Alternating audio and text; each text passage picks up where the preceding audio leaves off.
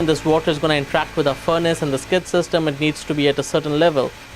And to get to it at a level, we were initially adding chemicals, bleach, and the other additional chemicals. And once it gets treated with that stuff, goes into the furnace, gets reacted with the skid, comes back to our cold well system, and stays in a hot well, and then it's like a closed loop system. So it keeps cycling back and forth, and again the makeup is done by our strip mill water treatment plant. So that's basically the journey of our water in this furnace system.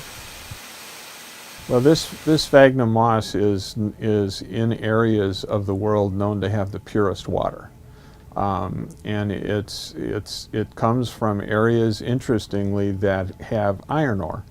So the moss treats the water in those systems where there's iron in the soil so that the habitat can survive. And so that moss has very special characteristics. In water, it stabilizes pH, it absorbs iron, it absorbs other toxins, it purifies the water, and it inhibits corrosion and scaling. We use lobster cages, which you would use to catch lobsters, but instead of putting like a bait in there, we put moss. So there are 4 compartments in there, so per lobster cage you have 8 packs of moss. And we have 17 cages there, so you can do 8 times 17, it is 136. Because the moss inhibits scale and corrosion, it allows the cooling tower, which is basically a heat transfer system, to work more efficiently. If it works more efficiently, it uses less electricity to run. And because the corrosion is inhibited and the scale is inhibited, it prolongs the effective life of the tower and reduces the amount of maintenance that you have to do. So those are all saving things. Because it purifies the water, it also allows us to use less water. So the total amount of water being used for this process can be decreased by somewhere between 20 and 60%. So that's a lot of water. And then the last thing is, since the water is being treated naturally, that water can be reused for other systems because it isn't full of chemicals.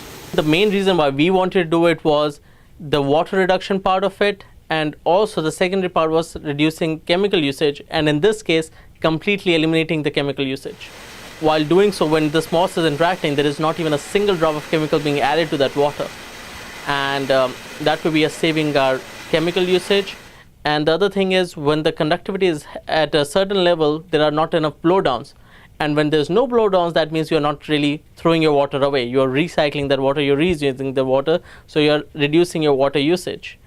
And at the same time, the way that I like it is because the greener side, you're more sustainable. If you're using nature to treat your process, you're using nature to help you do your process. And in a way, we are moving away from the hazards that we get with while dealing with chemicals. We had a number of skeptic people that were about, like, if this thing would work, and that's why we are running this trial to see if we can address that. And with the results proven, we are getting definitely a lot more believers, and another number of areas in the plant want to try it out and see if they can get away from chemicals and use something which is more sustainable and at the same time help them perform the process.